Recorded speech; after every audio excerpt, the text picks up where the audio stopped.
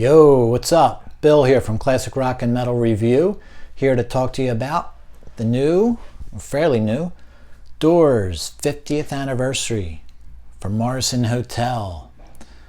Let's see, first of all, we'll just look at the box itself. Nice hardbound coffee style book that folds out for your content. We'll get to that in a sec. On the back, what you get initially in the shrink wrap is the label with all your songs, song listing. I'll show you that closer in a minute. And up in the corner here, you get your limited edition number, which is gold embossed on the back cover. So once your shrink wrap is off, your label's coming off, and then you just have this alternate, or this photo of the Hard Rock Cafe. Nicely done there. On the side there, if you're interested, you get just the title, but it's not embossed or anything, just in yellow. But a nice package here. This is about 3/4 inch thick, I would say. And when you open her up, another great shot of the band inside the bar. This is there's a close-up of that. This is actually a sleeve that is glued inside here, so you're not flipping this open. This houses a 14-page book to flip through. It has more great photos. Nice write-up too, let you know what's going on with the band at the time. And the vinyl album itself, which is great. You get, I think, what I believe is like a reproduction of the original label, which is awesome. Gotta love that, right? And on the other page is are the 2 CDs. And kind of cool because I like that sort of army green color, and if you get it in a certain light, you have the Electro Records E's kind of spread in there that are hard to see unless you move the box around. So that's everything you get. And real quick, we'll flip through the book here. Standard basic cover, alternate picture of the band outside the hotel. 1, 2, 3 pages of write-up. Let's see, make it 4. Nice big pictures here too, you know, which is great. Nice center spread shot of the band outside the bar again. That's probably my favorite. Some more of a write-up here, some technical notes, and track listings. Another cool picture of Morrison and another shot of the hotel. All right, so what's going on with the Doors at the time? So that's 1969, late 69. Earlier that year, they had put out the Soft Parade. Soft Parade took a while to record, which I think really sort of put a drag on the band. I personally love Soft Parade. I think it's my favorite Doors album. But all the orchestration on there and use of brass and all just took a while, and it was also just a different direction for the Doors. It didn't sell as well. The reviews weren't quite up to snuff with what they had been prior. So the band wanted to get back to basics and blues with Morrison Hotel here, and they certainly did that. In my opinion, I think this is their weakest album, but that's not to say it doesn't have some great material on it. Peace Frog's one of my favorite Doors songs, might be my favorite song. Waiting for the Sun's incredible. Blue Sunday's really good. Indian Summer's good. Queen of the Highway's great. After that, in my opinion anyway, the songs just aren't, there's just not enough there for me. It's not as much like the other Doors albums, for my money. However, one of the reasons I went after this one first was to try and see if this album could maybe change my opinion of that, and it has.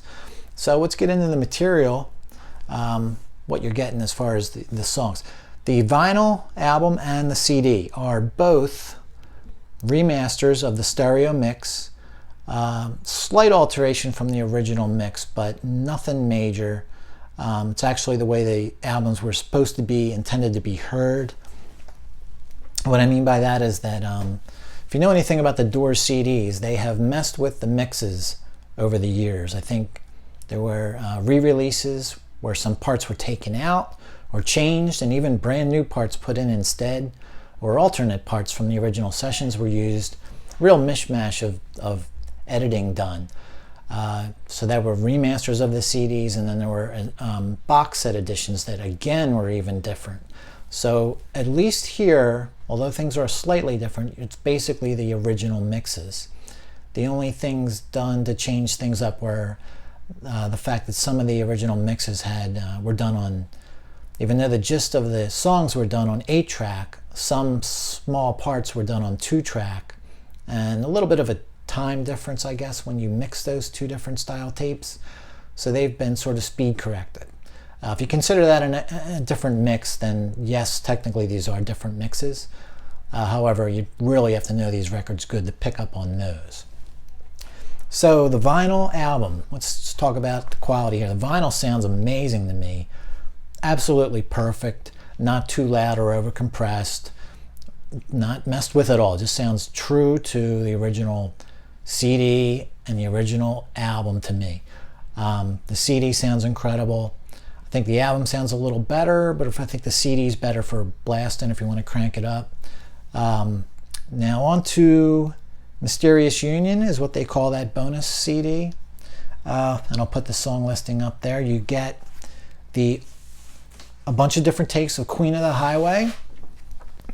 If you're not really into that thing, sort of thing, because there's 10 takes of the same song, do not fear. These versions are quite different from each other. The first 2 or 3 pretty close to the original version.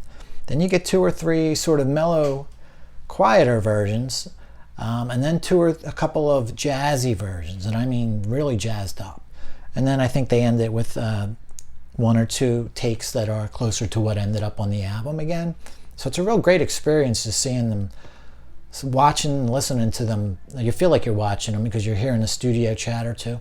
But they're basically toying with the structure of the song to see which one they like best, and with some input from the producer. And so that was just great. I'm a real fan of demos and alternate takes, so this was awesome. Then on to Roadhouse Blues. About 5 takes of that with a couple other cover songs thrown in there. Rock Me Baby and Money, That's What I Want. I don't recall if they're full versions. I don't think they are of those covers, but nonetheless, just cool to hear the band just sort of loosening up in the studio. And then you end with a couple versions of Peace Frog. And I think the last one is actually the master take musically, and I guess Morrison probably redid his vocals, I'm sure. But it's just really interesting hearing alternate vocals to that song. The sound quality on this CD is great. It's basically as good as the album itself. I mean, these are the master tapes that could have easily have been takes that made the album. So obviously the sound quality is awesome. So final word. Even though this is my least favorite Doors album, I think I like the album more now. It goes for about $45 or $50. If you're someone like me that's a true music fan, you still play some vinyl, you prefer CDs, and you're into alternate takes and demos, well then you can't really go wrong with everything you're getting here. I highly recommend this one. And that'll do it for this one, guys. All right, Bill here. If you can like, and since we're a new channel, subscribe. I'd appreciate it. All right, later. Peace.